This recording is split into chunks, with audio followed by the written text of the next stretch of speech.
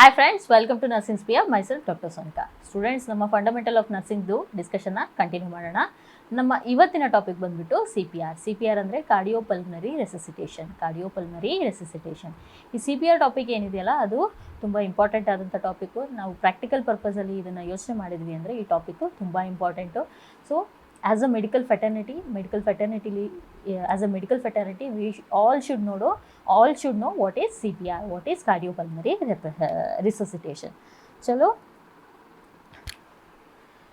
So first CPR ಅಂದರೆ ಏನು ಅಂತ ಹೇಳ್ಬಿಟ್ಟು ತಿಳ್ಕೊಳ್ಳೋಣ. CPR ಅಂತಂದರೆ ಇಟ್ ಈಸ್ ಕಾರ್ಡಿಯೋಪಲ್ಮನರಿ ರೆಸಿಸಿಟೇಷನ್. ಇದರಲ್ಲಿ ಎರಡು ಸಿಸ್ಟಮ್ ಇನ್ವಾಲ್ವ್ ಆಗಿದೆ. ಒಂದು ಕಾರ್ಡಿಯಾಕು, ಇನ್ನೊಂದು ರೆಸ್ಪಿರೇಟರಿ. ಹಾರ್ಟ್ ಮತ್ತು ಲಂಗ್ಸ್ ಎರಡನ್ನೂ ಕೂಡ ನಾವು ರೆಸಿಸಿಟೇಟ್ ಮಾಡ್ತಾ ಇದ್ದೀವಿ, ಅಂದರೆ ಉಳಿಸ್ತಾ ಇದ್ದೀವಿ. Is on emergency life saving procedure. ಅದರಲ್ಲಿ ಏನು ಮಾಡ್ತೀವಿ ಅಂದರೆ, ಯಾವಾಗ ಮಾಡ್ತೀವಿ ಈ ಪ್ರೊಸೀಜರ್ ಅಂದರೆ, ಯಾವಾಗ ಹಾರ್ಟ್ ಬೀಟ್ ಆಗ್ತಿರಲ್ಲ ಮತ್ತು ಯಾವಾಗ ಪಲ್ಸ್ ಯಾವಾಗ ಬ್ರೀತಿಂಗ್ ಇರಲ್ಲ. ಹಾರ್ಟ್ ಬೀಟ್ ಇರಲ್ಲ ಅಂದರೆ ಹಾರ್ಟ್ ಸ್ಟಾಪ್ ಆಗಿರುತ್ತೆ, ಮತ್ತು ಬ್ರೀತಿಂಗ್ ಇರಲ್ಲ. ಆ ಎರಡು ಕಂಡೀಷನಲ್ಲೂ ನಾವು ಏನು ಮಾಡ್ತೀವಿ, ಈ ಕಾರ್ಡಿಯೋಪಲ್ಮನರಿ ರೆಸಿಸಿಟೇಷನ್ ಅಂದರೆ ಈ ಲೈಫ್ ಸೇವಿಂಗ್ ಪ್ರೊಸೀಜರ್ನ ಮಾಡ್ತೇವೆ. ಸೊ ಏನಕ್ಕೆ ಮಾಡಬೇಕು? ಸೊ ನಾನು ಪ್ರೀವಿಯಸ್ ಕ್ಲಾಸಲ್ಲೂ ಹೇಳಿದ್ದೀನಿ. ಸೊ ಹಾರ್ಟ್ ಕಾಂಟ್ರಾಕ್ಟ್ ಆಗುತ್ತೆ. ಹಾರ್ಟ್ ಕಾಂಟ್ರಾಕ್ಟ್ ಆದಾಗ ಅಂದರೆ ಎವ್ರಿ ಬೀಟ್ ಜೊತೆ ಹಾರ್ಟ್ ಕಾಂಟ್ರಾಕ್ಟ್ ಆಗ್ತಿರುತ್ತೆ. ಕಾಂಟ್ರಾಕ್ಟ್ ಆಗ್ತಾಗ ಏನಾಗುತ್ತೆ, ಲೆಫ್ಟ್ ವೆಂಟ್ರಿಕಲ್ ಇರೋ ಬ್ಲಡ್ ಎಲ್ಲ ಏನಾಗುತ್ತೆ, ಬ್ಲಡ್ ವೆಸಲ್ಸ್ ಅಂದರೆ ಮೇನ್ ಬ್ಲಡ್ ವೆಸಲ್ ಆದಂಥ ಅಯೋಟಾಗಿ ಬರುತ್ತೆ. ಅಯೋಟದಿಂದ ಪೂರ್ತಿ ಬಾಡಿಲಿ ಸರ್ಕ್ಯುಲೇಟ್ ಆಗುತ್ತೆ. ಸೊ ಈ ಬ್ಲಡ್ಡಲ್ಲಿ ಏನಿರುತ್ತೆ, ಆಕ್ಸಿಜನ್ ಕ್ಯಾರಿ ಮಾಡ್ತಾ ಇರುತ್ತೆ ಬ್ಲಡ್ಡು. ಸೊ ಸೆಲ್ಸ್ಗೆ ಆಕ್ಸಿಜನ್ ಸಪ್ಲೈ ಮಾಡೋವಂಥದ್ದು ಈ ಬ್ಲಡ್. ಸೊ ಸರ್ಕ್ಯುಲೇಷನ್ ಆಗ್ತಾ ಇರುತ್ತೆ, ಸರ್ಕ್ಯುಲೇಷನಿಂದ ಪರ್ಫ್ಯೂಷನ್ ಆಗುತ್ತೆ, ಪರ್ಫ್ಯೂಷನಿಂದ ಆಕ್ಸಿಜನೇಷನ್ ಆಗ್ತಾ ಇರುತ್ತೆ. ಸೊ ಸಪೋಸ್ ಹಾರ್ಟ್ ನಿಂತ್ಕೊಳ್ತು ಅಂತಂದರೆ ಸರ್ಕ್ಯುಲೇಷನ್ ಆಗ್ತಾ ಇಲ್ಲ ಅಂದರೆ ಆಕ್ಸಿಜನೇಷನ್ ಇಲ್ಲ. ಆಕ್ಸಿಜನೇಷನ್ ಸೆಲ್ಸಿಗೆ ತುಂಬ ಇಂಪಾರ್ಟೆಂಟ್ ಆದಂಥ ಕಾಂಪೊನೆಂಟ್ ಬಂದುಬಿಟ್ಟು ಆಕ್ಸಿಜನ್. ಸೆಲ್ಫ್ ಸರ್ವೈವಲ್ಗೆ ಬೇಕಾಗಿರೋವಂಥದ್ದು ಆಕ್ಸಿಜನ್. ಸೊ ಆಕ್ಸಿಜನ್ ಸಿಗಲ್ಲ. ಸೊ ಅವಾಗ ಏನಾಗುತ್ತೆ, ಸೆಲ್ ಡೆತ್ ಆಗುತ್ತೆ. ಸೊ ನಾವು ಈ CPR ಯಾಕೆ ಮಾಡಬೇಕು ಅಂತಂದರೆ, ಈ ಸರ್ಕ್ಯುಲೇಷನ್ನ ಮೇಂಟೈನ್ ಮಾಡಲಿಕ್ಕೆ, ಸರ್ಕ್ಯುಲೇಷನ್ ಮತ್ತು ಆಕ್ಸಿಜನೇಷನ್ನ ಮೇಂಟೈನ್ ಮಾಡಲಿಕ್ಕೆ, ಸೊ ದ್ಯಾಟ್ ಕಾರ್ಡಿಯಾಕ್ ಔಟ್ಪುಟ್ ಬರುತ್ತೆ. ಕಾರ್ಡಿಯಾಕ್ ಔಟ್ಪುಟ್ ಬರೋದ್ರಿಂದ ನಥಿಂಗ್ ಬಟ್ ಎಷ್ಟು ಲೆಫ್ಟ್ ವೆಂಟ್ರಿಕಲ್ಲಿಂದ ಬ್ಲಡ್ ಹೊರಗಡೆ ಹೋಗ್ತಿದೆ, ಅದು ಕಾರ್ಡಿಯಾಕ್ ಔಟ್ಪುಟ್ ಅಂತೀವಿ. ಸೊ ಆ ಕಾರ್ಡಿಯಾಕ್ ಔಟ್ಪುಟ್ ಬರುತ್ತೆ. ಕಾರ್ಡಿಯಾಕ್ ಔಟ್ಪುಟ್ಟಿಂದ ಏನಾಗುತ್ತೆ, ಆಕ್ಸಿಜನೇಷನ್ ಆಗೋದ್ರಿಂದ ವೈಟಲ್ ಆರ್ಗನ್ಸು ಉಳ್ಕೊಳ್ತವೆ, ಸೇವ್ ಆಗ್ತವೆ. ಸೊ ಅದಕ್ಕೋಸ್ಕರ ನಾವು CPR ಮಾಡಬೇಕು. ಏನಕ್ಕೆ, maintain the circulation and oxygenation. And also one more thing, ನಾನು ಏನು ಹೇಳಿದೆ, ಸೊ ಎಸ್ಪೆಷಲಿ ಈ ಬ್ರೈನ್ ಸೆಲ್ಸ್ ಏನಿರ್ತಾವಲ್ಲ, ಅವು ತುಂಬ ಆಕ್ಸಿಜನ್ ಡಿಪೆಂಡೆಂಟ್. ಅದಕ್ಕೆ ಸೊ ನಮಗೆ ವಿಂಡೋ ಪೀರಿಯಡ್ ಬರೀ 3 to 5 ಮಿನಿಟ್ಸ್ ಇರುತ್ತೆ. 3 to 5 ಮಿನಿಟ್ಸಲ್ಲಿ ಆಕ್ಸಿಜನ್ ಪ್ರೊವೈಡ್ ಮಾಡಲಿಲ್ಲ ಅಂದರೆ ಏನಾಗುತ್ತೆ ಅಂದರೆ ಸೆಲ್ ಡೆತ್ ಆಗುತ್ತೆ, ಎಸ್ಪೆಷಲಿ ಸೆರೆಬ್ರಲ್ ಸೆಲ್ ಡೆತ್ ಆಗುತ್ತೆ. ಸೊ ಅವಾಗ ಏನಾಗುತ್ತೆ, ಇರ್ರಿವರ್ಸಿಬಲ್ ಡ್ಯಾಮೇಜ್ ಆಗೋಗ್ಬಿಡುತ್ತೆ. Because of the decrease oxygen concentration ಅಥವಾ ಆಬ್ಸೆನ್ಸ್ ಆಫ್ ಆಕ್ಸಿಜನ್ ಇಂದ ಏನಾಗುತ್ತೆ, ಇರ್ರಿವರ್ಸಿಬಲ್ ಸೆರೆಬ್ರಲ್ ಡ್ಯಾಮೇಜ್ ಆಗುತ್ತೆ. ಸೊ ಅದನ್ನು ಪ್ರಿವೆಂಟ್ ಮಾಡಲಿಕ್ಕೆ ನಾವು CPRನ ಮಾಡಬೇಕು.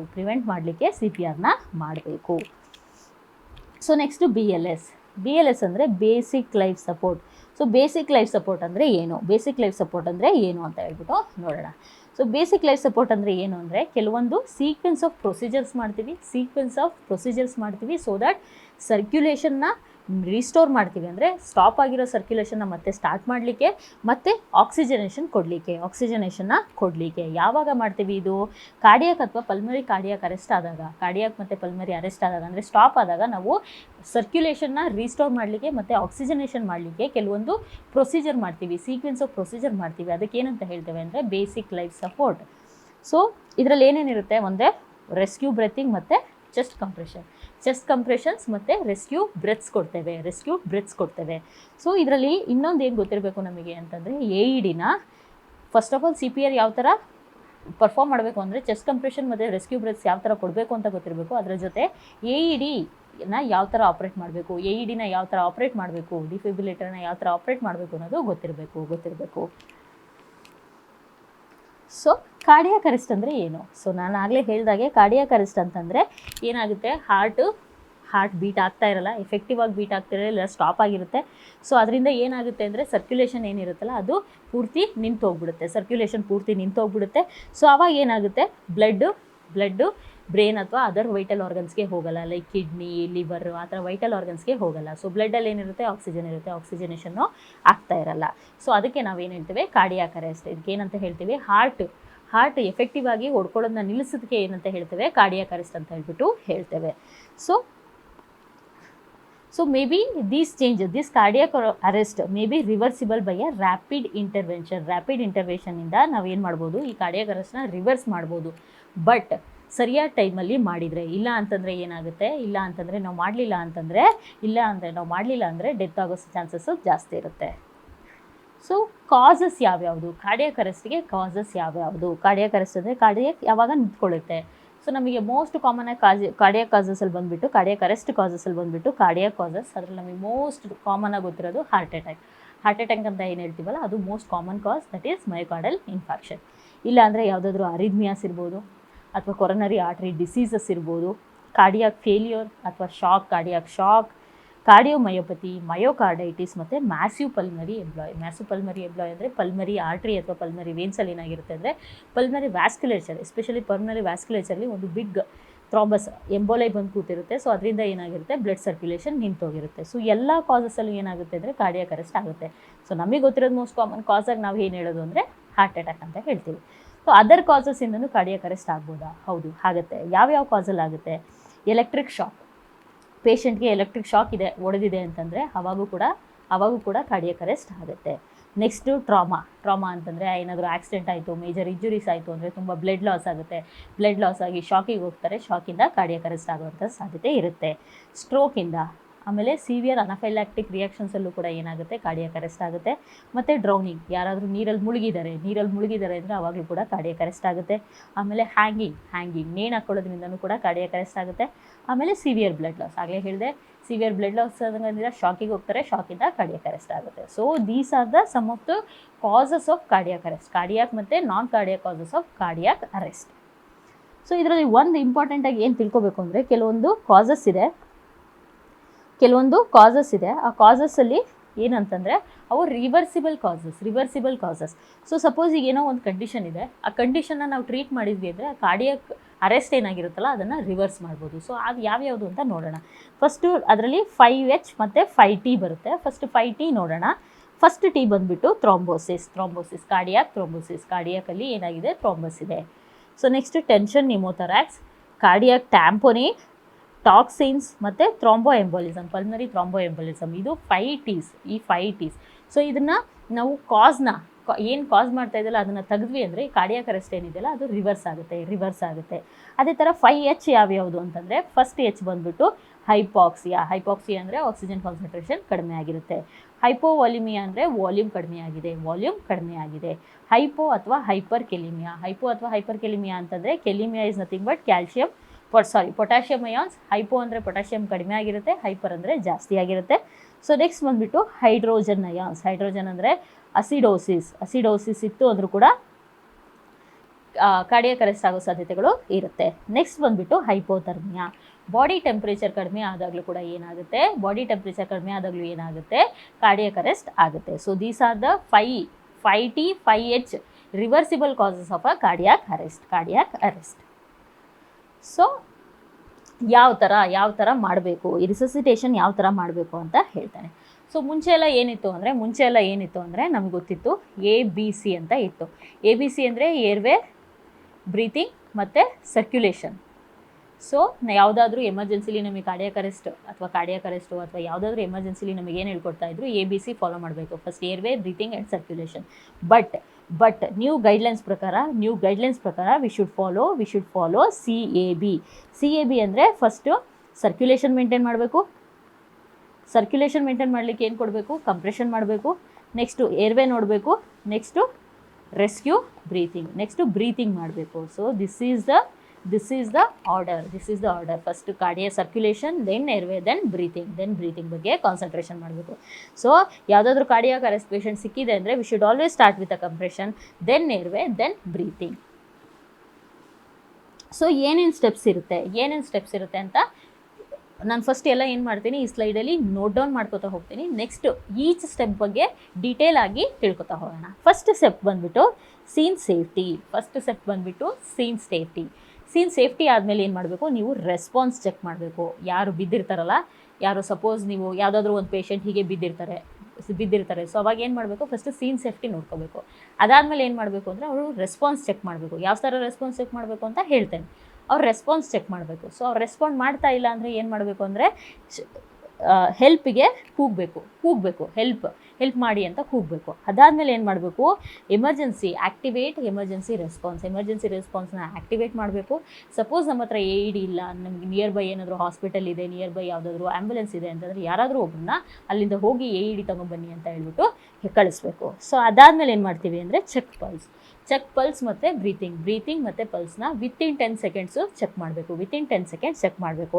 ಸೊ ಎರಡೂ ಇಲ್ಲ, so no pulse no breathing ಅಂತಂದರೆ ಏನು ಮಾಡಬೇಕು ಅಂದರೆ ಇಮಿಡಿಯೇಟಾಗಿ ಕಂಪ್ರೆಷನ್ ಸ್ಟಾರ್ಟ್ ಮಾಡಬೇಕು.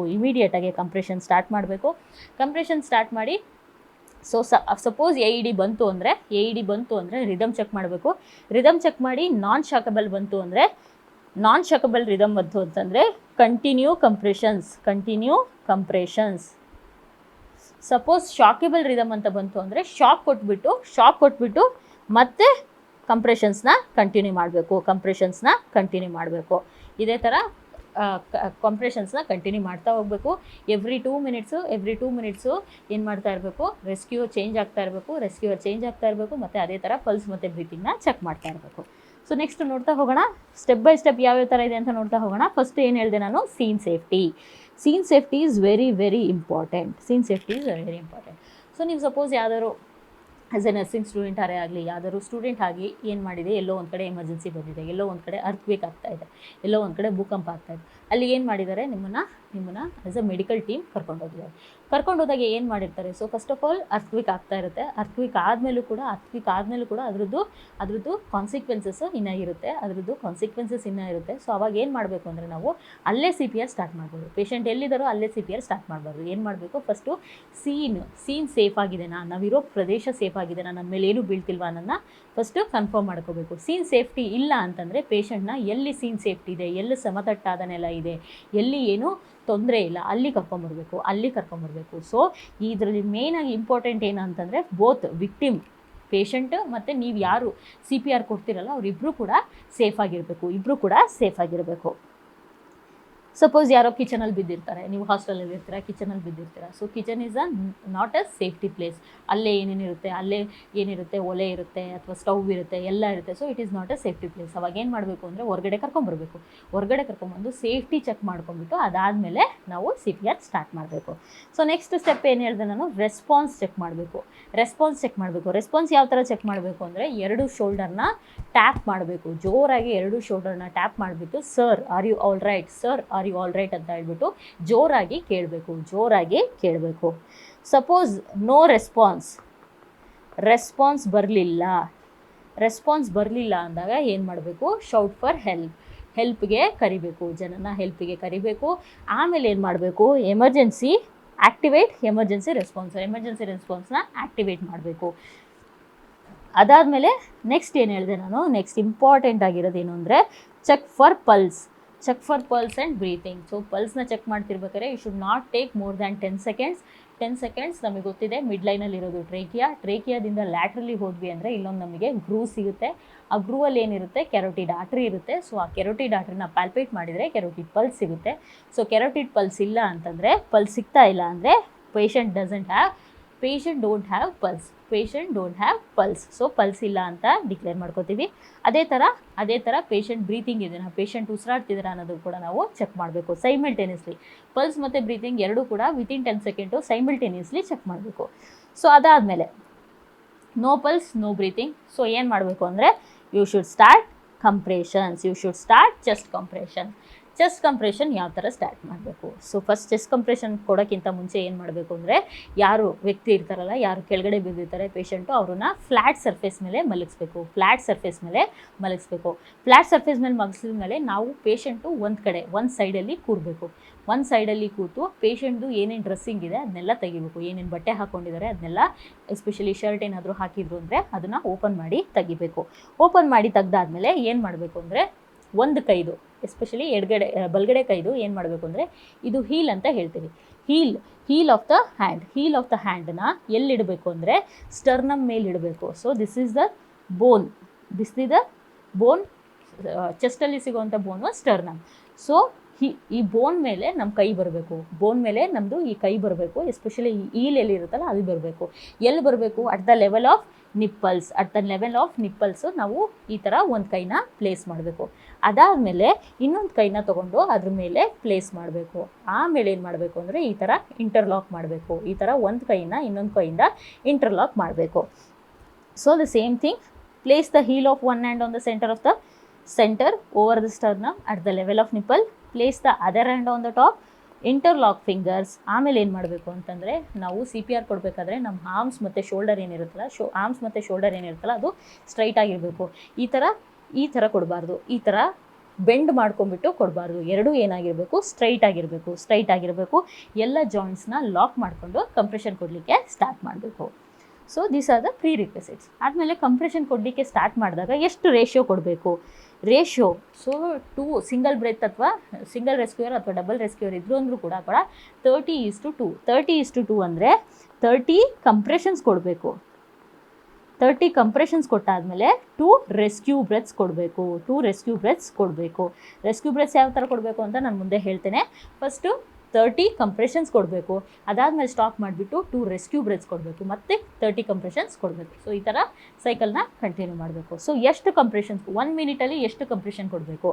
1 ಮಿನಿಟಲ್ಲಿ 100 to 120 ಕಂಪ್ರೆಷನ್ ಕೊಡಬೇಕು. 1 ಮಿನಿಟಲ್ಲಿ 100 to 120 ಕಂಪ್ರೆಷನ್ಸ್ ಕೊಡಬೇಕು. ಅದೇ ಕಂಪ್ರೆಷನ್ಸ್ ಕೊಡಬೇಕಾದ್ರೆ ಅದರದ್ದು ಡೆಪ್ತ್ ಎಷ್ಟಿರಬೇಕು ಅಂದರೆ 1.5 to 2 inch. 1.5 to 2 inch, that is nothing but your 4 to 5 centimetre. 4 to 5 centimetre. So compression ಕೊಡಬೇಕಾದ್ರೆ ಬರೀ ಒತ್ತುತ್ತಾ ಇರೋದಲ್ಲ. ಸೊ ನಾವೇನು ಮಾಡಬೇಕು? ಒತ್ತಾದಮೇಲೆ ಕಂಪ್ರೆಷನ್ ಕೊಟ್ಟಾದಮೇಲೆ ಚೆಸ್ಟಿಗೆ ರಿಕಾಯ್ಲ್ ಆಗಲಿಕ್ಕೆ ಬಿಡಬೇಕು. So after every compression you should allow the chest to recoil. So this is very important. This slide is very very important because ratio ಎಷ್ಟು ಅಂತ ಕೇಳ್ತಾರೆ ಕ್ವಶನ್ಸು. 30:2 ಎಷ್ಟು ಕಂಪ್ರೆಷನ್ಸ್ ಕೊಡಬೇಕು, ಆಮೇಲೆ ಎಷ್ಟು ಡೆಪ್ತ್ ಇರಬೇಕು, ಕಂಪ್ರೆಷನ್ಸ್ ಎಷ್ಟು ಡೆಪ್ತ್ ಇರಬೇಕು ಅನ್ನೋದನ್ನು ಕೂಡ ಇಲ್ಲಿ ಒಂದು ಕ್ವಶನ್ ಆಗುತ್ತೆ. ಸೊ ಇಲ್ಲಿ ಈ ಪೇಷಂಟ್, ಇಲ್ಲಿ ರೆಸ್ಕ್ಯೂಯರ್ ನೋಡಿ ಏನು ಮಾಡ್ತಾ ಇದ್ದಾರೆ, ಇಲ್ಲಿ CPR ಪ್ರೊವೈಡರ್ದು ಹ್ಯಾಂಡ್ಸ್ ಎರಡು ಸ್ಟ್ರೈಟ್ ಆಗಿದೆ. ಅವಳು ಏನು ಮಾಡಿದ್ದಾಳೆ, ಒಂದು ಕಡೆ ಕೂತಿದ್ದಾರೆ, ಕೂತ್ಬಿಟ್ಟು ಡ್ರೆಸ್ ಎಲ್ಲ ಓಪನ್ ಮಾಡಿದ್ದಾರೆ. ಇಲ್ಲಿ ಸ್ಟರ್ನಮ್ ಮೇಲೆ ಅವ್ರದ್ದು ಹೀಲ್ ಬಂದಿದೆ. ಇನ್ನೊಂದು ಕೈನ ಇಂಟರ್ಲಾಕ್ ಮಾಡ್ಕೊಂಡಿದ್ದಾರೆ. ಆರ್ಮ್ಸ್ ಮತ್ತು ಶೋಲ್ಡರ್ಸ್ ಎರಡು ಸ್ಟ್ರೈಟ್ ಇದೆ. This is how we should give compressions. So compression ಆದಮೇಲೆ ಸಿ ಆಯಿತು. C is for circulation, that is compression ಕೊಡ್ತಾ ಇದ್ದೀವಿ. ನೆಕ್ಸ್ಟ್ ಬರೋವಂಥದ್ದು ಎ ಅಂತಂದರೆ ಏರ್ವೇ. ಸೊ ಏನು ಮಾಡಬೇಕು ನಾವು? ಏರ್ವೇನ ಓಪನ್ ಮಾಡಬೇಕು. ಏರ್ವೇ ಓಪನ್ ಮಾಡೋದು ಯಾವ ಥರ ಅಂದರೆ 3 ಮ್ಯಾನ್ಯೂರ್ಸ್ ಮಾಡಬೇಕು. ಒಂದೇನು ಅಂದರೆ ಹೆಡ್ ಟಿಲ್ಟ್ ಮಾಡಬೇಕು, ಚಿನ್ ಲಿಫ್ಟ್ ಮಾಡಬೇಕು. ಅದೇ ಥರ ಇಲ್ಲಿ ಜಾ ಥ್ರಸ್ಟ್ ಕೊಡಬೇಕು. ಜಾನ ಮೇಲೆ ಎತ್ತಬೇಕು. ಸೊ ಅದಕ್ಕೇನಂತ ಹೇಳ್ತೇವೆ? ಜಾ ಥ್ರಸ್ಟ್ ಮ್ಯಾನ್ಯೂರ್ ಅಂತ ಹೇಳ್ತೇವೆ. ಹೆಡ್ ಟಿಲ್ಟ್, ಚಿನ್ ಲಿಫ್ಟ್, ಹಾಗೇ ಥರ ಜಾ ಥ್ರಸ್ಟ್ ಕೊಡೋದ್ರಿಂದ ಏನಾಗುತ್ತೆ? ಏರ್ವೇ ಓಪನ್ ಆಗುತ್ತೆ. ಸೊ ಏರ್ವೇ ಓಪನ್ ಆದಮೇಲೆ ನೆಕ್ಸ್ಟ್ ಇರೋದು rescue breath. So rescue breath ಯಾವ ಥರ ಕೊಡಬೇಕು ಅಂತಂದರೆ 2 ಥರ ಕೊಡ್ಬೋದು. ಒಂದು ಇನಿಷಿಯಲಿ ಮುಂಚೆ ಎಲ್ಲ ಏನು ಮಾಡ್ತಾಯಿದ್ರು ಅಂದರೆ mouth to mouth breathing advice ಮಾಡ್ತಾಯಿದ್ರು. ಸೊ ಇವಾಗ mouth to mouth breathing advice ಮಾಡಲ್ಲ. ಯಾಕೆ ಅಂತಂದರೆ we don't know the condition of the patient. So ಅದಕ್ಕೋಸ್ಕರ mouth to mouth rescue breaths ಅಷ್ಟೊಂದು ಅಡ್ವೈಸ್ ಮಾಡಲ್ಲ. ಸೊ ಏನು ಮಾಡಬೇಕು ಅಂದರೆ ಮೌತ್ ಟು ಬ್ಯಾರಿಯರ್ ಬ್ರೀತಿಂಗ್ ಮಾಡ್ಬೋದು. ಯಾವ ಥರ ಅಂತಂದರೆ ಇಲ್ಲಿ ನೋಡಿ, ಒಂದು ಮಾಸ್ಕ್ ಇದೆ. ಆ ಮಾಸ್ಕಿಗೆ ಒಂದು ಟಿ ಪೀಸ್ ಅಟ್ಯಾಚ್ ಆಗಿದೆ. ಆ ಟಿ ಪೀಸಲ್ಲಿ ಇವರು ಬ್ರೆತ್ಸ್ ಕೊಡ್ತಾ ಇದ್ದಾರೆ. ಸೊ ಮಾಸ್ಕ್ನ ಹೋಲ್ಡ್ ಮಾಡ್ಕೊಂಬಿಟ್ಟು ಟಿ ಪೀಸಲ್ಲಿ ಬ್ರೆತ್ ಕೊಡ್ಬೋದು. ಇಲ್ಲ ಅಂತಂದರೆ ಮಾಸ್ಕ್ ಮತ್ತು ಬ್ಯಾಗ್ ವೆಂಟಿಲೇಷನ್ ಮತ್ತು ಮಾಸ್ಕ್ ವೆಂಟಿಲೇಷನ್ ಕೂಡ ಈ ಥರ ಮಾಡ್ಬೋದು. ಸಿ ಮತ್ತು ಇ ಶೇಪಲ್ಲಿ ಹೋಲ್ಡ್ ಮಾಡಿಬಿಟ್ಟು, ಮೇಲ್ಗಡೆ ಸಿ ಶೇಪಲ್ಲಿ ಹೋಲ್ಡ್ ಮಾಡಬೇಕು, ಕೆಳಗಡೆ ಇ ಶೇಪಲ್ಲಿ ಮಾಸ್ಕ್ ಹೋಲ್ಡ್ ಮಾಡಿಬಿಟ್ಟು ಬ್ಯಾಗಿಂದ ವೆಂಟಿಲೇಷನ್ ಕೊಡ್ಬೋದು. ಸೊ ನಾನು ನೆಕ್ಸ್ಟ್ ಏನು ಹೇಳಿದೆ ಅಂತಂದರೆ, ಸೊ ರಿದಮ್ನ ಚೆಕ್ ಮಾಡಬೇಕು. ಪೇಷಂಟ್ದು ರಿದಮ್ ಚೆಕ್ ಮಾಡಬೇಕು. AED ಬಂತು ಅಂದರೆ AEDಯಿಂದ, ಅಥವಾ ಡಿಫಿಬ್ರಿಲೇಟರ್ ಅವೈಲೇಬಲ್ ಇದೆ ಅಂದರೆ ಡಿಫಿಬ್ರಿಲೇಟರಿಂದ ರಿದಮ್ ಚೆಕ್ ಮಾಡಬೇಕು. ಸೊ ರಿದಮ್ ಚೆಕ್ ಮಾಡಿದಾಗ ಶಾಕೇಬಲ್ ಅಂತ ಬಂದರೆ ಯಾವ್ಯಾವುದು ಶಾಕೇಬಲ್ ರಿದಮ್ ಅಂದರೆ ನಮಗೆ ಗೊತ್ತಿದೆ. VF ಮತ್ತು VT, ವೆಂಟ್ರಿಕ್ಯುಲಾರ್ ಫಿಬ್ರಿಲೇಷನ್ ಮತ್ತು ವೆಂಟ್ರಿಕ್ಯುಲಾರ್ ಟೆಕಿಕಾರ್ಡಿಯಾ. ಈ ಎರಡು ಕಂಡೀಷನ್ ಏನು ಅಂದರೆ ಶಾಕೇಬಲ್ ರಿದಮ್ಸ್, ಇವೆರಡೂ ಏನು ಅಂದರೆ ಶಾಕೇಬಲ್ ರಿದಮ್ಸ್. ಸೊ ಆವಾಗ ಶಾಕ್ ಕೊಡಬೇಕು, ಎ ಇ ಡಿ ಮತ್ತು ಡಿಫಿಬ್ರಿಲೇಟರ್ ಯೂಸ್ ಮಾಡಿಕೊಂಡು ಶಾಕ್ ಕೊಡಬೇಕು. ಸೊ ನಾನ್ ಶಾಕೇಬಲ್ ರಿದಮ್ ಅಂತಂದರೆ ಎರಡು ಕಾಸಸ್ ಬರುತ್ತೆ. ಒಂದು ಎ ಸಿಸ್ಟೋಲ್, ಫ್ಲಾಟ್ ಲೈನ್ ಬಂದಿದೆ, ಇಲ್ಲ ಅಂತಂದರೆ ಪಲ್ಸ್ಲೆಸ್ ಎಲೆಕ್ಟ್ರಿಕಲ್ ಆ್ಯಕ್ಟಿವಿಟಿ. ಸೊ ಅವಾಗ ಏನು ಮಾಡಬೇಕು ಅಂದರೆ CPR ಕಂಟಿನ್ಯೂ ಮಾಡಬೇಕು, ಕಂಪ್ರೆಷನ್ಸ್ನ ಕಂಟಿನ್ಯೂ ಮಾಡಬೇಕು. ಸೊ ಈ ಕಾಸಸ್ ಎರಡು ಕೇಳ್ತಾರೆ, ಶಾಕೇಬಲ್ ರಿದಮ್ ಯಾವುದು, ನಾನ್ ಶಾಕೇಬಲ್ ರಿದಮ್ ಯಾವುದು ಅಂತ. ಸೊ ನೆಕ್ಸ್ಟ್ ಬಂದುಬಿಟ್ಟು ಡಿಫಿಬ್ರಿಲೇಷನ್ ಬಗ್ಗೆನೂ ಸ್ವಲ್ಪ ನೋಡ್ತಾ ಹೋಗೋಣ. ಸೊ ಡಿಫಿಬ್ರಿಲೇಷನ್ ಅಂತಂದರೆ ಏನು, ನಾನು ಆಗಲೆಯಿಂದ ಹೇಳ್ತಾ ಇದ್ದೀನಿ ಡಿಫಿಬ್ರಿಲೇಷನ್ ಶಾಕ್ ಕೊಡಬೇಕು ಅಂತ. ಸೊ ಡಿಫಿಬ್ರಿಲೇಷನ್ ಎಲ್ಲಿ ಯೂಸ್ ಮಾಡ್ತೀವಿ ಅಂದರೆ ಟೆಕಿ ಡಿಸ್ಅರಿದ್ಮಿಯಾಸಲ್ಲಿ ನಾವು ಯೂಶಲಿ ಡಿಫಿಬ್ರಿಲೇಷನ್ನ ಯೂಸ್ ಮಾಡ್ತಿರ್ತೇವೆ. ಸೊ ಈ ಅರಿದ್ಮಿಯಾಸಲ್ಲಿ ಏನಾಗಿರುತ್ತೆ ಅಂದರೆ, ನಮಗೆ ಗೊತ್ತಿದೆ ಎಸ್ ಎ ನೋಡಿಂದ ಎ ವಿ ನೋಡಿಗೆ ಎಲೆಕ್ಟ್ರಿಕಲ್ ಸಿಗ್ನಲ್ಸ್ ಪಾಸ್ ಆಗುತ್ತೆ. ಅಲ್ಲಿಂದ ಎ ವಿ ನೋಡಿಂದ ಪರ್ಕಿಂಜಿ ಫೈಬರ್ಸ್ಗೆ ಮತ್ತೆ ಪಾಸ್ ಆಗುತ್ತೆ, ಮತ್ತು ಬಂಡಲ್ ಆಫ್ ಬ್ರಾಂಚಿಂದ ಪರ್ಕಿಂಜಿ ಫೈಬರ್ಸ್ಗೆ ಪಾಸ್ ಆಗುತ್ತೆ. ಬಟ್ ಈ ಕಂಡೀಷನಲ್ಲಿ ಏನಾಗಿರುತ್ತೆ ಅಂದರೆ ಡಿಫ್ರೆಂಟ್ ಪಾಯಿಂಟ್ಸಿಂದ ಎಲೆಕ್ಟ್ರಿಕಲ್ ಸಿಗ್ನಲ್ಸ್ ಬರ್ತಾ ಇರುತ್ತೆ. ಸೊ ಈ ಡಿಫಿಬ್ರಿಲೇಷನ್ ಏನು ಮಾಡುತ್ತೆ ಅಂದರೆ ಅದನ್ನೆಲ್ಲನೂ ಕೂಡ ಡಿಪೋಲರೈಸ್ ಮಾಡಿಬಿಟ್ಟು ಒಂದೇ ಕಡೆಯಿಂದ ಸಿಗ್ನಲ್ಸ್ ಬರೋ ಥರ ಮಾಡುತ್ತೆ. So it depolarises the critical mass of myocardial cells at a once. So S A node ಏನಿರುತ್ತಲ್ಲ ಅದು ರೀಕ್ಯಾಪ್ಚರ್ ಮಾಡುತ್ತೆ as a role of pacemaker. So ಎಲ್ಲಿ ಡಿಫಿಬ್ರಿಲೇಷನ್ ಕೊಡೋದು ನಾವು VT ಮತ್ತು VF ಅಲ್ಲಿ. ಸೊ ಇದರಲ್ಲಿ ಎರಡು ಥರ ಡಿಫಿಬ್ರಿಲೇಟರ್ಸ್ ಇದೆ. ಎರಡು ಥರ ಡಿಫಿಬ್ರಿಲೇಟರ್ಸ್ ಇಲ್ಲ. ನಾವು ಯೂಶಲಿ ಒಂದು ಡಿಫಿಬ್ರಿಲೇಟರ್ ಇದೆ, ಇನ್ನೊಂದು AEDs ಇದೆ. AED ಅಂತಂದರೆ ಏನು? AED ಅಂದರೆ ಆಟೋಮ್ಯಾಟೆಡ್ ಎಕ್ಸ್ಟರ್ನಲ್ ಡಿಫಿಬ್ರಿಲೇಟರ್. ಸೊ ಈ AED ಏನಕ್ಕೆ ಮಾಡಿರೋದು ಅಂದರೆ, ಯಾವುದಾದ್ರು ಪ್ಯಾರಾಮೆಡಿಕಲ್ಸ್ ಅಥವಾ ಯಾರು ನರ್ಸಿಂಗ್, ಸೊ ಅವರಿಗೆ ಈಸಿ ಆಗಲಿ, ಶಾಕ್ ಕೊಡಲಿಕ್ಕೆ ಈಸಿ ಆಗಲಿ ಅಂತ ಹೇಳ್ಬಿಟ್ಟು ಈ ಇನ್ಸ್ಟ್ರೂಮೆಂಟ್ಸ್ನ ಇಟ್ಟಿರ್ತಾರೆ. ಎಸ್ಪೆಷಲಿ ಆ್ಯಂಬುಲೆನ್ಸು ಅಥವಾ ಹಾಸ್ಪಿಟಲ್ಸಲ್ಲೂ ಕೂಡ ಕೆಲವೊಂದು ಕಡೆ AED, ಅಥವಾ ರೈಲ್ವೆ ಸ್ಟೇಷನ್ಸು, ಏರ್ಪೋರ್ಟ್ಸಲ್ಲೆಲ್ಲ ಈ AED ಅವೈಲೇಬಲ್ ಇರುತ್ತೆ.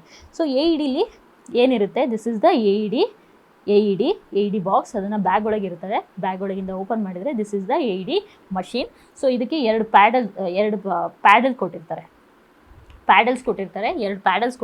ಎರಡು ಪ್ಯಾಡಲ್ಸ್ನ ಎಲ್ಲೆಲ್ಲಿ ಅಟ್ಯಾಚ್ ಮಾಡಬೇಕು ಅನ್ನೋ ಇನ್ಸ್ಟ್ರಕ್ಷನು ಕೂಡ ಅದರ ಮೇಲೆ ಬರೆದಿರ್ತಾರೆ. ಸೊ ಈ ಪ್ಯಾಡಲಲ್ಲಿ ನೋಡಿ, ಇಲ್ಲಿ ಅಟ್ಯಾಚ್ ಮಾಡಬೇಕು ಅಂದರೆ below the right clavicle attach ಮಾಡಬೇಕು ಅಂತ ಬರೆದಿದ್ದಾರೆ. ಸೊ ಇದನ್ನು ಬಿಲೋ ದ ನಿಪ್ಪಲ್ ಅಥವಾ below the 5th intercostal space attach ಮಾಡಬೇಕು ಅಂತ ಇಂಡಿಕೇಟ್ ಮಾಡಿದ್ದಾರೆ. ಸೊ ಅದೇ ಥರ ನಾವು ಅಟ್ಯಾಚ್ ಮಾಡಬೇಕಾಗುತ್ತೆ. ಸೊ ಯಾವ ಥರ ಈ AED ಯೂಸ್ ಮಾಡೋದು? ಸೊ ಮೋಸ್ಟ್ ಆಫ್ ದ AEDಸ್ನ ನೀವು ಓಪನ್ ಮಾಡಿದ್ರಿ ಅಂತಂದರೆ, ಓಪನ್ ಮಾಡಿದ ತಕ್ಷಣ ಅದು ಆನ್ ಆಗುತ್ತೆ, ಇಲ್ಲಾಂದರೆ ಆನ್ ಮಾಡೋದಕ್ಕೆ ಸಪ್ರೇಟಾಗಿ ಬಟನ್ ಇರುತ್ತೆ.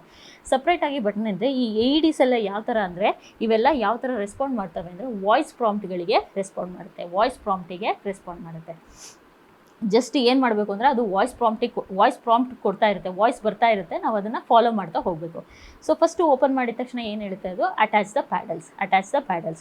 ಸೊ ಇಲ್ಲಿ ಕೊಟ್ಟಿರೋ ರೀತಿ ನಾವು ಪ್ಯಾಡಲ್ಸ್ನ ಅಟ್ಯಾಚ್ ಮಾಡ್ತೀವಿ. ಏನು ಹೇಳಿದೆ, ಬಿಲೋ ದ ಕ್ಲಾವಿಕಲ್ ಒಂದು ಪ್ಯಾಡಲ್ನ ಅಟ್ಯಾಚ್ ಮಾಡ್ತೀನಿ. ಬಿಲೋ ದ ರೈಟ್ ಕ್ಲಾವಿಕಲ್ ಏನು ಮಾಡಬೇಕು, ಒಂದು ಪ್ಯಾಡಲ್ನ ಅಟ್ಯಾಚ್ ಮಾಡಬೇಕು. ಆಮೇಲೆ ಇನ್ನೊಂದು ಬಿಲೋ ದ ಫೋರ್ತ್ ಇಂಟರ್ಕೋಸ್ಟಲ್ ಸ್ಪೇಸ್ ಅಥವಾ 5th ಇಂಟರ್ಕೋಸ್ಟಲ್ ಸ್ಪೇಸಲ್ಲಿ ಇನ್ನೊಂದು ಪ್ಯಾಡಲ್ನ ಅಟ್ಯಾಚ್ ಮಾಡಬೇಕು. ಸೊ ಅದ್ರ ಮೇಲೆ ಬರೆದಿರುತ್ತೆ ಎಲ್ಲೆಲ್ಲ ಅಟ್ಯಾಚ್ ಮಾಡಬೇಕು ಅಂತ, ಅಲ್ಲೆಲ್ಲ ಅಟ್ಯಾಚ್ ಮಾಡಬೇಕು. ಅಟ್ಯಾಚ್ ಮಾಡಾದ್ಮೇಲೆ ಏನು ಮಾಡಬೇಕು, ಅದು ರಿದಮ್ನ ಅನಲೈಸ್ ಮಾಡ್ತಾ ಇರುತ್ತೆ.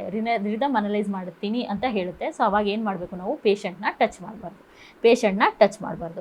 ಸೊ ಅದಾದಮೇಲೆ ರಿದಮ್ ಅನಲೈಸ್ ಆದಮೇಲೆ ಇಫ್ ಶಾಕೇಬಲ್ ರಿದಮ್ ಅಂತ ಹೇಳ್ತು ಅಂದರೆ ಆರ್ ವಿ ಕ್ಲಿಯರ್ ಅಂತ ಹೇಳಿಬಿಟ್ಟು, ಸೊ ಪೇಷಂಟ್ನ ಯಾರು ಟಚ್ ಮಾಡಬಾರ್ದು, ಯಾರು ಕೂಡ ಪೇಷಂಟ್ನ ಟಚ್ ಮಾಡಬಾರ್ದು. ಆರ್ ವಿ ಕ್ಲಿಯರ್ ಅಂತ ಹೇಳಿಬಿಟ್ಟು ಶಾಕ್ ಬಟನ್ನ ಪ್ರೆಸ್ ಮಾಡಬೇಕು. ಶಾಕ್ನ ಡೆಲಿವರ್ ಮಾಡಬೇಕು. ಶಾಕ್ ಡೆಲಿವರ್ ಆದಮೇಲೆ ಏನು ಮಾಡಬೇಕು ಅಂದರೆ, ನಮ್ಮ ಕಂಪ್ರೆಷನ್ಸ್ನ ಕಂಟಿನ್ಯೂ ಮಾಡಬೇಕು. ಸಪೋಸ್ ನಾನ್ ಶಾಕೇಬಲ್ ರಿದಮ್ ಅಂತ ಅನಲೈಸ್ ಮಾಡ್ತು ಅಂದರೆ ಡೈರೆಕ್ಟಾಗಿ ಕಂಪ್ರೆಷನ್ಸ್ನ ಕಂಟಿನ್ಯೂ ಮಾಡ್ಬೋದು. So this is how we are gonna use the AED. Next ಬಂದುಬಿಟ್ಟು ಡಿಫಿಬ್ರಿಲೇಟರ್ ಎಸ್ಪೆಷಲಿ ಹಾಸ್ಪಿಟಲ್ಸಲ್ಲೆಲ್ಲ ಅವೈಲೇಬಲ್ ಇರುತ್ತೆ. ಇದು ಕೂಡ ಸೇಮ್ ಮೆಕ್ಯಾನಿಸಮ್. ಇದರಲ್ಲೂ ಕೂಡ ಎರಡು ಪ್ಯಾಡಲ್ಸ್ ಇರುತ್ತೆ. ಒಂದು ಪ್ಯಾಡಲ್ನ ಬಿಲೋ ದ ರೈಟ್ ಕ್ಲಾವಿಕಲ್ ಇಡ್ತೀವಿ, ಇನ್ನೊಂದು ಪ್ಯಾಡಲ್ನ 4th ಇಂಟರ್ಕೋಸ್ಟಲ್ ಅಥವಾ 5th ಇಂಟರ್ಕೋಸ್ಟಲ್ ಸ್ಪೇಸಲ್ಲಿ ಇಡ್ತೀವಿ. ಅದರಿಂದ ನಾವೇನು ಮಾಡ್ತೀವಿ, ಶಾಕ್ ಕೊಡ್ತೇವೆ. ಶಾಕ್ ಕೊಡಬೇಕಾದ್ರೂ ಅಷ್ಟೇ, ನಮ್ಮದು ಆ್ಯಸ್ ಅ ನರ್ಸಿಂಗ್ ಸ್ಟೂಡೆಂಟ್ಸ್ ಅಥವಾ ನರ್ಸಾಗಿ ನಮ್ಮದು ಮೇನಾಗಿ ಏನು ಅಂತಂದರೆ, we should make sure that the are we clear, ಯಾರೂ ಕೂಡ ಪೇಷಂಟ್ನ ಟಚ್ ಮಾಡಬಾರ್ದು. ಶಾಕ್ ಕೊಡ್ತಿರ್ಬೇಕಾದ್ರೆ ಯಾರೂ ಕೂಡ ಪೇಷಂಟ್ನ ಟಚ್ ಮಾಡಬಾರ್ದು. ಸೊ ಇದರಲ್ಲಿ ಎರಡು ಥರ ಶಾಕ್ ಕೊಡ್ಬೋದು, ಒಂದು ಮೊನೋಫೇಸಿಕ್, ಇನ್ನೊಂದು ಬೈಫೇಸಿಕ್. ಮೊನೋಫೇಸಿಕ್ ಅಂದರೆ ಒಂದೇ ಡೈರೆಕ್ಷನಲ್ಲಿ ಕರೆಂಟ್ ಹೋಗುತ್ತೆ, ಅದಕ್ಕೆ ಎಷ್ಟು ಅಂತಂದರೆ 360 ಜೋಲ್ಸ್ ಕೊಡ್ತೇವೆ. ಬೈಫೇಸಿಕ್ ಅಂದರೆ ಯೂಶಲಿ ಬೈ ಡೈರೆಕ್ಷನಲ್ಲಿ ಕರೆಂಟ್ ಹೋಗ್ತಾ ಇರುತ್ತೆ. ಸೊ ಅದರಲ್ಲಿ 120 to 200 ಜೋಲ್ಸ್ ಅಷ್ಟು ಕರೆಂಟ್ನ ಕೊಡ್ಬೋದು. ಸೊ ಯೂಶಲಿ 120ಇಂದ ಸ್ಟಾರ್ಟ್ ಮಾಡ್ತೇವೆ, ಅದಾದಮೇಲೆ ಇನ್ಕ್ರೀಸ್ ಮಾಡ್ತಾ ಅಪ್ ಟು 200 ಜೋಲ್ಸ್ ತನಕ ನಾವು ಕರೆಂಟ್ನ ಕೊಡ್ಬೋದು ಇದರಲ್ಲಿ ಬೈಫೇಸಿಕಲ್ಲಿ. ನೆಕ್ಸ್ಟ್ ಬಂದುಬಿಟ್ಟು ಕೆಲವೊಂದು ಡ್ರಗ್ಸ್ನ ಯೂಸ್ ಮಾಡ್ತೇವೆ. ಯೂಶಲಿ CPR ಕೊಡೋ ಟೈಮಲ್ಲಿ ನಮಗೆ ಗೊತ್ತಿರೋ ಥರ ಅಡ್ರಿನಲಿನ್ ಯೂಸ್ ಮಾಡ್ತೇವೆ. ಸೊ ಅಡ್ರಿನಲಿನ್ ಯಾವುದೇ ಟೈಪ್ಸ್ ಆಫ್ ಕಾರ್ಡಿಯಾಕ್ ಅರೆಸ್ಟ್ ಇದ್ರೂ ಕೂಡ ನಾವು ಅಡ್ರಿನಲಿನ್ ಪುಷ್ ಮಾಡ್ತೇವೆ. ಎಷ್ಟು ಅಡ್ರಿನಲಿನ್ ಪುಷ್ ಮಾಡ್ತೇವೆ ಅಂದರೆ 1 mg, 1 ಆ್ಯಂಪ್ಯೂಲಲ್ಲಿ 1 mg ಇರುತ್ತೆ. ಸೊ ಅದನ್ನು ಪುಷ್ ಮಾಡ್ತೇವೆ. ಎವ್ರಿ 3 to 5 ಮಿನಿಟ್ಸ್ ಏನು ಮಾಡ್ಬೋದು ನಾವು ಕೊಡ್ಬೋದು. ಎವ್ರಿ 3 to 5 ಮಿನಿಟ್ಸ್ ಏನು ಮಾಡ್ಬೋದು ಅಡ್ರಿನಲಿನ್ನ ಕೊಡ್ಬೋದು. ಆಮೇಲೆ VF ಅಥವಾ VT ಏನಾದರೂ ಇತ್ತು ಅಂತಂದರೆ ನಾವು ಅಮಿಡರೋನ್ ಕೊಡ್ತೀವಿ. ಅಮಿಡರೋನಲ್ಲಿ first dose 300 mg IV bolus ಕೊಡ್ತೀವಿ. ಅದರಿಂದನೂ ಕೂಡ ಏನು ಯೂಸ್ ಆಗಲಿಲ್ಲ ಅಂದರೆ ಸೆಕೆಂಡ್ ಡೋಸ್ 150 mg ಅಷ್ಟು ಕೊಡ್ಬೋದು, 150 mg ಅಷ್ಟು ಕೊಡ್ಬೋದು. ಸೊ ನ್ಯೂ AHA ಗೈಡ್ಲೈನ್ಸ್ ಪ್ರಕಾರ 2025 ಪ್ರಕಾರ ಒನ್ ಮೋರ್ ಡ್ರಗ್ನ ಆ್ಯಡ್ ಮಾಡಿದ್ದಾರೆ. 2020ಲೇ ಆ್ಯಡ್ ಮಾಡಿದರು. ಅದು ಯಾವುದು ಅಂದರೆ ಲಿಗ್ನೋಕೇನ್. ದಟ್ ಈಸ್ ಲಿಗ್ನೋಕೇನ್ ಕೊಡ್ಬೋದು. ಯಾವುದಕ್ಕೆ VF ಅಥವಾ VT ಇತ್ತು ಅಂತಂದರೆ ಎಷ್ಟು ಕೊಡ್ತೀವಿ? ಯೂಶಲಿ 1 to 1.5 mg/kg ಅಷ್ಟು ಲಿಗ್ನೋಕೇನ್ನ ಕೊಡ್ಬೋದು. So these are all the steps, procedures and sequence of procedures ಯಾವ್ಯಾವ ಥರ ಮಾಡಬೇಕು ಅನ್ನೋದನ್ನು ಈ ಕ್ಲಾಸಲ್ಲಿ ಅಥವಾ ಇಲ್ಲಿ ತನಕ ನಾವು ಡಿಸ್ಕಸ್ ಮಾಡಿದ್ವಿ. So this is the chart which is given by AHA, that is American Heart Association. So ಏನು ಹೇಳ್ತಾರೆ ಅನ್ನೋದನ್ನು ಹೇಳ್ತಾ ಹೋಗೋಣ. ಫಸ್ಟ್ ಪ್ರೊಸೀಜರ್ ಏನಿರಬೇಕು ನಮ್ಮದು, verify the scene safety verify ಮಾಡ್ಕೊಂಡಾದ್ಮೇಲೆ ರೆಸ್ಪಾನ್ಸಿಗೆ ಚೆಕ್ ಮಾಡಬೇಕು. ಟ್ಯಾಪ್ ಮಾಡಿಬಿಟ್ಟು ರೆಸ್ಪಾನ್ಸ್ ಚೆಕ್ ಮಾಡಬೇಕು. ಅದಾದಮೇಲೆ shout for help, then emergency ರೆಸ್ಪಾನ್ಸ್ನ ಆ್ಯಕ್ಟಿವೇಟ್ ಮಾಡಬೇಕು. ಆಮೇಲೆ AED ನಮ್ಮ ಹತ್ರ ಇರಲಿಲ್ಲ ಅಂದರೆ ಯಾರನ್ನಾರು AED ಅಥವಾ ಡಿಫಿಬ್ರಿಲೇಟರ್ ತೊಗೊಂಬನ್ನಿ ಅಂತ ಕಳಿಸ್ಬೇಕು. ಸೊ ನೆಕ್ಸ್ಟ್ ಏನು ಮಾಡಬೇಕು, ಇಮಿಡಿಯೇಟ್ ಸ್ಟೆಪ್ ಬಂದುಬಿಟ್ಟೇನು, ಲುಕ್ ಫಾರ್ ಬ್ರೀತಿಂಗ್ ಅಥವಾ ಪಲ್ಸ್. ಆ್ಯಂಡ್ ಪಲ್ಸ್ ಎರಡೂ ಇರಲಿಲ್ಲ ಅಂತಂದರೆ ಸ್ಟಾರ್ಟ್ CPR. ಎಷ್ಟು ಕೊಡ್ತೀವಿ? 30:2, 30 ಕಂಪ್ರೆಷನ್ಸ್ ಟು ರೆಸ್ಕ್ಯೂ ಬ್ರೆತ್ಸ್. ಎಷ್ಟು ಕೊಡಬೇಕು compressions? 100 to 120 compressions per minute. Depth ಎಷ್ಟಿರಬೇಕು? 1 to 1.5 to 2 inches, that is 4 to 5 centimeters ಅಷ್ಟು ಡೆಪ್ತ್ ಇರಬೇಕು. ಆಮೇಲೆ ಚೆಸ್ಟ್ನ ರಿಕಾಯ್ಲ್ ಆಗಲಿಕ್ಕೆ ಬಿಡಬೇಕು, ಕಂಪ್ಲೀಟ್ ರಿಕಾಯ್ಲ್ ಆಗಲಿಕ್ಕೆ ಬಿಡಬೇಕು. ಅದಾದ ತಕ್ಷಣ ಏನಾದರೂ ನಮ್ಮ ಹತ್ರ AED ಬಂತು ಅಂದರೆ ರಿದಮ್ ಚೆಕ್ ಮಾಡಬೇಕು. AED ಏನು ಮಾಡುತ್ತೆ ಅಂದರೆ ವಾಯ್ಸ್ ಪ್ರಾಂಪ್ಟ್ ಕೊಡುತ್ತೆ. ಸೊ ವಾಯ್ಸ್ ಆ್ಯಪ್ ಥರ ಪ್ರಾಂಪ್ಟ್ ಕೊಡುತ್ತೆ ಅಂತ ಹೇಳಿದ್ದೀನಿ ನಾನು. ಆ ಪ್ರಾಂಪ್ಟನ್ನ ಸಪೋಸ್ AEDಲಿ ಶಾಕೇಬಲ್ ರಿದಮ್ ಅಂತ ಬಂತು ಅಂದರೆ ಶಾಕ್ ಕೊಡಬೇಕು. ಶಾಕ್ ಕೊಟ್ಟಾದ್ಮೇಲೆ ಏನು ಮಾಡಬೇಕು ಅಂತಂದರೆ CPRನ ಕಂಟಿನ್ಯೂ ಮಾಡಬೇಕು. ಕಂಪ್ರೆಷನ್ಸ್ನ ಕಂಟಿನ್ಯೂ ಮಾಡಬೇಕು. ಎಲ್ಲಿ ತನಕ? ಇಮಿಡಿಯೇಟ್ಲಿ ಫಾರ್ 2 ಮಿನಿಟ್ಸ್ ಮತ್ತೆ ಕಂಟಿನ್ಯೂ ಮಾಡಬೇಕು. ಆಫ್ಟರ್ 2 ಮಿನಿಟ್ಸ್ ಮತ್ತೆ ರಿದಮ್ ಚೆಕ್ ಮಾಡಬೇಕು. ರಿದಮ್ ಚೆಕ್ ಮಾಡಿ ಮತ್ತೆ ಕಂಪ್ರೆಷನ್ಸ್ ಇತ್ತು ಅಂತಂದರೆ ಮತ್ತೆ ಶಾಕೇಬಲ್ ರಿದಮ್ ಇತ್ತು ಅಂದರೆ ಮತ್ತೆ ಇನ್ನೊಂದು ಸರಿ ಶಾಕ್ನ ಅಡ್ಮಿನಿಸ್ಟರ್ ಮಾಡ್ಬೋದು. ಸಪೋಸ್ ನಾನ್ ಶಾಕೇಬಲ್ ರಿದಮ್ ಅಂತ ಬಂತು ಅಂತಂದರೆ ಸೊ ಕಂಪ್ರೆಷನ್ಸ್ನ ಕಂಟಿನ್ಯೂ ಮಾಡಬೇಕು. ಎವ್ರಿ 2 ಮಿನಿಟ್ಸ್ ಏನು ಮಾಡಬೇಕು, ಮತ್ತು ರಿದಮ್ ಚೆಕ್ ಮಾಡ್ತಾ ಇರಬೇಕು. ಎವ್ರಿ 2 ಮಿನಿಟ್ಸ್ ಪಲ್ಸ್ ಚೆಕ್ ಮಾಡ್ತಾ ಇರಬೇಕು. ಎವ್ರಿ 2 ಮಿನಿಟ್ಸ್ ಏನು ಮಾಡ್ತಾ ಇರಬೇಕು, ರೆಸ್ಕ್ಯೂ ಈ ಪ್ರೊವೈಡರ್ ಏನಿರ್ತಾರಲ್ಲ, ಇಬ್ಬರು ಪ್ರೊವೈಡರ್ ಏನಿರ್ತಾರಲ್ಲ ಅವರು ಹ್ಯಾಂಡ್ಸ್ನ ಚೇಂಜ್ ಮಾಡ್ಕೋತಾ ಇರಬೇಕು, ಇಲ್ಲ ಅಂತಂದರೆ ಸುಸ್ತಾಗುತ್ತೆ. So friends, this is all about CPR. As a practical ಆಗಿ ನಾವು ಏನಾದರೂ ಪ್ರಾಕ್ಟಿಕಲ್ ಪರ್ಪಸಲ್ಲಿ ಥಿಂಕ್ ಮಾಡಿದ್ವಿ ಅಂದರೆ this is very very important class for you. So with this will conclude today's class. Thank you.